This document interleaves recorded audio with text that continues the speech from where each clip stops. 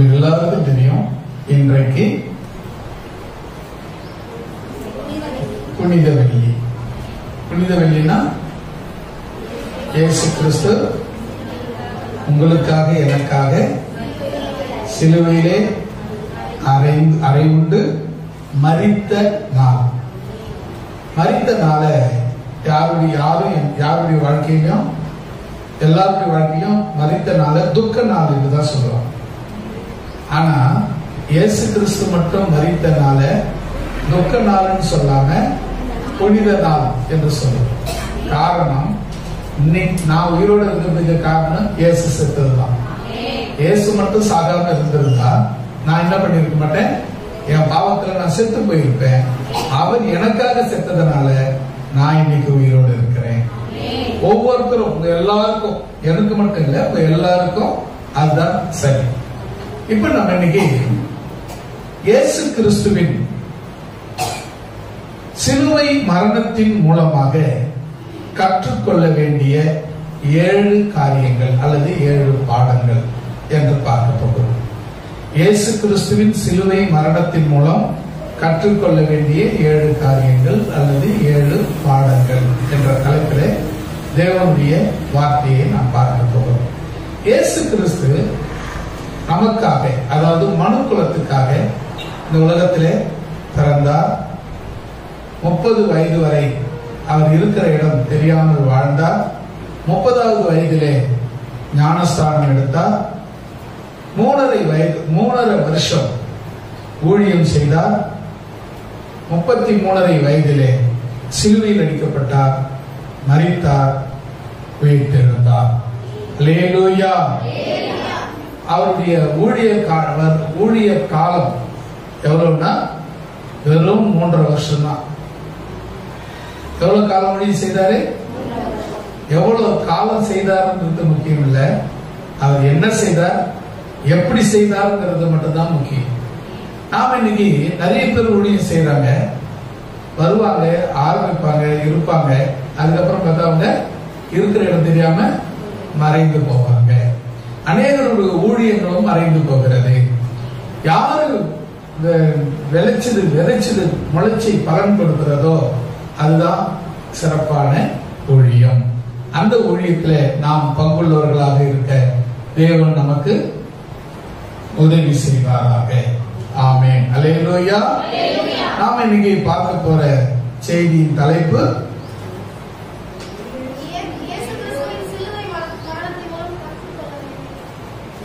அதுனா 7 பாடம் அல்லது 7 காரியங்கள். இதை நீங்க மறந்துடக்கூடாது. தலைப்பு இருந்தாதான், எனக்குலாம் தலைப்பு இருந்தாதான் பேசுவேன். தலைப்பு இல்லைன்னா என்னால பேசவே முடியாது. ஏன்னா அப்பதான் ஒரு இடத்துல நின்று பேச முடியும். இல்லைன்னா சில பேர் பார்த்தோன்னா பேசுவாங்க, எல்லாத்திலையும் கொஞ்சம் டச் பண்ணிட்டு அவங்களுக்கும் பேசுறவங்களுக்கும் புரியாது, கேட்கறவங்களுக்கும் புரியாது. அப்படி இல்லாம நாம பேசுறது பாத்தீங்கன்னா ஒரு தலைப்பு இருக்கும். அந்த தலைப்பு கீழே 3 வசனமோ 5 வசனமோ 7 வசனமோ ஒரு 10 வசனமோ எடுத்து பேசுவோம். போன நாள்ல 10 வசனங்கள் பேசணும். இரவு ஆராதனையில 6-7 வசனங்கள் பேசணும். அது எல்லாம் என்ன சொன்னா தலைப்போடு கூட ஒரு தலைப்பு இருக்கணும், அதுல நம்ம பேசணும். இன்னைக்கு நாம பேசப்படுற தலைப்பு இயேசு கிறிஸ்து எனக்காக மரித்தார். அந்த மரணத்தின் மூலமாக நாம் கற்றுக்கொள்ள வேண்டிய பாடம் அல்லது 7 பாடம் 7 காரியங்கள் என்ற தலைப்பிலே நாம் தேவனுடைய வார்த்தைக்கு கடந்து போகலாம். மத்தேயு 26:39. மத்தேயு 26:39.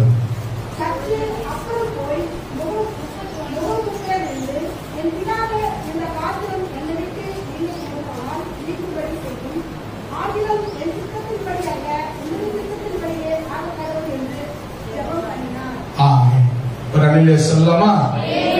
இந்த சம்பவம் கெத்செமனே தோட்டத்துல இயேசு ஜெபம் பண்ணும் பொழுது சீஷர்கள் எல்லாரும் கூட போனாங்க. 11 பேர் போனாங்க. 12வது ஆளு யூதாஸ் காரியோ அவர் காட்டி கொடுக்க போயிட்டாரு. மீதி இயேசு கூட இருந்தவங்க எத்தனை பேரு? 11 பேரு. 11 பேர்ல 3 பேரை மட்டும் அழைச்சிட்டு மிச்சம் பேரை அங்கே விட்டுட்டு கொஞ்சம் தூரம் போனாரு. அவங்களையும் ஒரு இடத்துல விட்டுட்டு கல்லேறியும் தூரம் போய் அவரு ஜபம் பண்ணினார். ஜபம் பண்ணும்போது என்ன நடந்ததுன்னு சொன்னா, ரத்தம் எல்லாம் வேர்வையா வெளியே வந்தது. ஒரு மனுஷனுக்கு ஒரு பொதுவாகவே உயிர் ரத்தத்துலதான் உயிர் இருக்கு. ரத்தம் போயிடுச்சுன்னா உயிர் போயிடும். அப்போ இயேசு கிறிஸ்துக்கு பாருங்க, ரத்தம் பூரா வேர்வையா வெளியே போயிட்டு இருக்கு.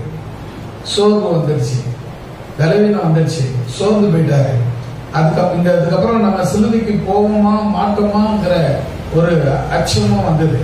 அப்போ அவர் சொன்னாரு, சற்று அப்புறம் போய் முகம் குப்புற விழுந்து, என் பிதாவே, இந்த பாத்திரம் என்னை விட்டு நீங்க கூடுமானால் நீங்கும்படி செய்யும், ஆகிலும் என் சித்தத்தின்படி அல்ல உம்முடைய சித்தத்தின்படியே ஆக கடவுளே என்று சொல்லி ஜெபித்தார்.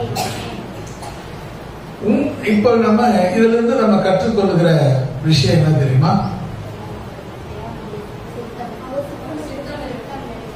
என் சித்தமல்ல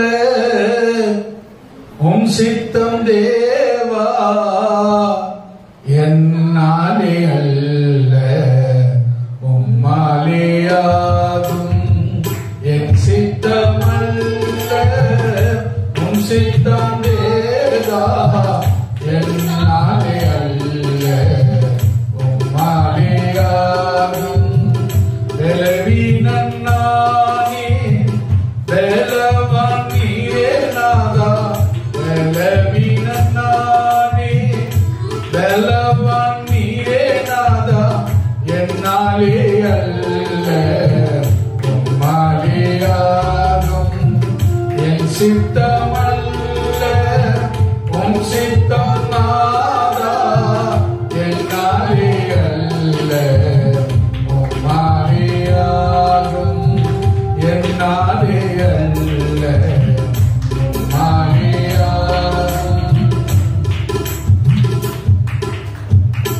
அல்லேலூயா. நம்ம ஒரு விஷயத்தை நாம இதுல கற்றுக்கொள்ளணும். என்ன அப்படின்னு சொன்னா, மரணமே நேரிட்டாலும் நாம நம்ம இஷ்டத்துக்கு செய்யக்கூடாது. அவ்வளவுதான், முடிஞ்சு போச்சு, மரணம் வரப்போகுது அப்படின்ற நிலைமை வந்தா கூட நாம என்ன செய்யக்கூடாது? நாம நம்முடைய விருப்பத்தை செய்யக்கூடாது. நாம தேவனுடைய சித்தத்தை செய்ய வேண்டும். அல்லேலூயா. எனக்கு தெரிஞ்ச ஒரு சகோதரி, அவங்களுக்கு ரொம்ப சிக்காயிட்டாங்க. அதாவது செத்துருவோம் அப்படின்ற ஒரு பயம் அவங்களுக்கு வந்துச்சு.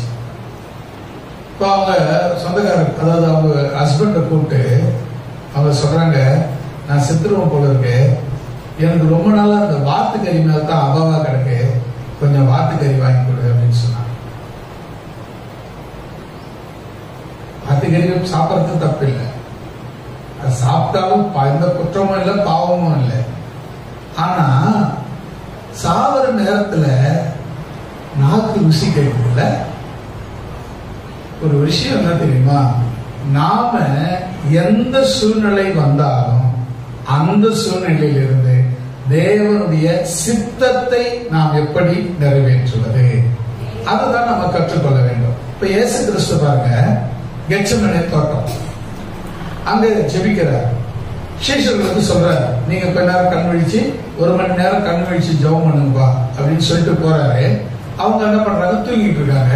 வந்து பாக்குறாரு, அவங்க என்ன பண்ணிட்டு தூங்கிட்டு இருக்காங்க. 1 மணி நேரம் விழித்திருந்து ஜெபிக்க கூடாதா என்று கடிந்து கொண்டு திரும்பி போய் ஜெபம் பண்றாரு.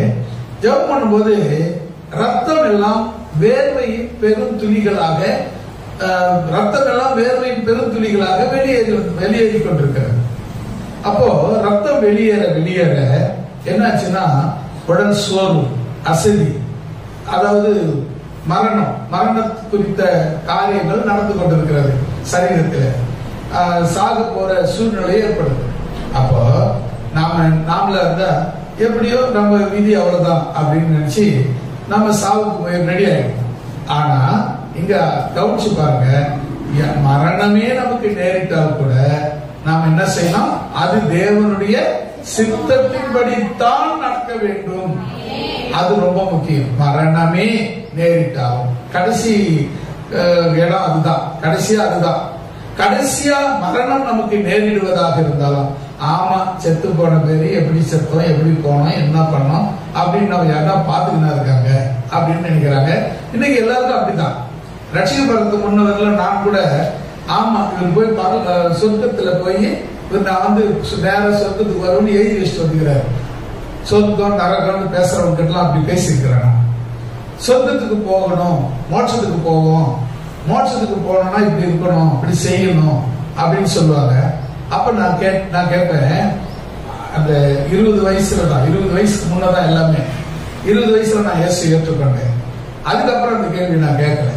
20 வயசுக்கு முன்னர, அதாவது ஏற்கனவே 18 இருந்து 20, 2 வருஷத்துக்கு ரொம்ப அடாவடி, அராஜிகம், பெரியவங்க சின்னவங்க அந்த மரியாதை எல்லாம் கிடையவே கிடையாது. யாரு கேட்டாலும் அவங்களுக்கு பதில் கேள்வி கேட்பேன். இது எப்படி, இது ஏன் வந்தது, இது என்ன விஷயம் அப்படின்னு கேட்பேன். அப்போ இது மாதிரி சொல்லும்போது, நான் சொர்க்கம் நரகம் இந்த மோட்சம் இதெல்லாம் சொல்லும்போது நான் அவங்கள்ட்ட கேட்டேன், நீ எப்போ போயிட்டு திரும்பி வந்த, அங்க மோட்சம் இருக்கிறத பாத்தியா, அங்க சொர்க்கத்தை நீ பார்த்துட்டு வந்தியா, சொர்க்கம் எப்படி இருக்கு, சொர்க்கத்தை பத்தி உனக்கு என்ன தெரியும் அப்படின்லாம் கேட்பேன். அவங்க அதுக்கு பதில் சொல்ல முடியாது. அதனால பாருங்க, இவங்ககிட்டலாம் விருந்தாவாதம் பண்ண முடியாது அப்படின்னு என்கிட்ட சொல்லிட்டு போயிடுவாங்க. எப்பா நான் அந்த பேச்சை விட்டுறேன்பா, என்கிட்ட பேசி அவங்களால முன்னுக்கு வர முடியாது. எனக்கு அதுக்கு இன்னொரு பதில் சொன்னா அதுக்கு இன்னொரு குறிப்பு பண்ணிக்காங்க. இதனாலேயே அவங்க என்ன பண்ணுவாங்க, என்னை விட்டு எஸ்கேப் போயிடுவாங்க. ஏன்னு சொன்னா, நானும் இயேசு கிறிஸ்துவை ஏற்றுக்கொள்ளுகிற வரை அப்படித்தான். இயேசு கிறிஸ்துவை ஏற்றுக்கொண்ட பிறகுதான் தெரியுது வாழ்க்கைனா என்ன, நாம எப்படி வாழணும், ஏன் வாழணும், எதுக்கு வாழணும், எதுக்கு நமக்கு குடும்பம், நமக்கு எதுக்கு சந்ததி. இது எல்லாமே இயேசு கிறிஸ்துவை ஏற்றுக்கொண்ட ஒரு மனிதனுக்கு தான் இந்த விவரங்கள் முழுமையாய் தெரிய வருகிறது. மற்ற அதுக்கு முன்ன எனக்கு அதை பத்தி கவலையும் இல்லை, அக்கறையும் இல்லை, அதை பத்தி யோசிக்கவும் இல்லை. எல்லாருடைய வாழ்க்கையிலும் அப்படித்தான். எப்போ ஒரு மனுஷன் இயேசு கிறிஸ்துவை சந்தித்து வாழ ஆரம்பிக்கிறாங்களோ அன்னிலிருந்து தான் அவங்களுக்கு ஒரு வாழ்க்கையே ஆரம்பமாகிறது. அப்பதான் நமக்கு எல்லாம் தெரிகிறது, எல்லாம் கிடைக்கிறது. இப்போ பாருங்க, இப்ப கடைசி வாழ்க்கையில கடைசி பகுதி வந்து மரணம், எல்லாரும் நினைக்கிறது. ஆனா ரட்சிக்கப்பட்டவங்க கடைசி பகுதிங்கிறதே லைஃப்ல இல்லைன்னு சொல்றாங்க. மரணம்ங்கிறது கடைசி கிடையாது. எல்லாரும் என்ன சொல்றாங்க, மரணம் அவள்தான் செத்து போச்சு, செத்துட்டாங்க, அவள்தான் முடிஞ்சு போச்சு அப்படின்றாங்க. ஆனா கிறிஸ்துவ வாழ்க்கையில தான் மரித்த பின்பு உயிர்த்தெழுதல் உண்டு, திரும்ப உயிரோடு 1000 வருஷம் வாழப் போகிறோம் என்கிற நம்பிக்கையை வேத புத்தகம் கொடுக்கிறது. அப்படியானால் நாம் தெரிந்து கொள்ள வேண்டிய விஷயம் என்னன்னு சொன்னா, மரண பரியந்தம் நாம் கிறிஸ்துவுக்குள்ள உண்மையா இருக்க வேண்டும். மரண பரியந்தம் நம்முடைய சாட்சியை நாம் காத்துக் கொள்ள வேண்டும். மரண பரியந்தம் மரணமே நேரிட்டாலும் நீங்கள் இயேசு கிறிஸ்துவனுடைய சித்தம் அறிந்து வாழ வேண்டும், சித்தம் அறிந்து சாக வேண்டும். அல்லேலூயா. இப்ப நீங்க கவனிச்சு பாருங்களேன், அவர் தூரம் பிதாவே இயேசு கிறிஸ்து ரத்தம் எல்லாம் வேர்வையின் பெரும் துளிகளாக வெளியே வந்து கொண்டிருக்கிறது. எல்லா சோர்வு அடைந்தாச்சு, ரொம்ப ரொம்ப பலவீனப்பட்டாச்சு.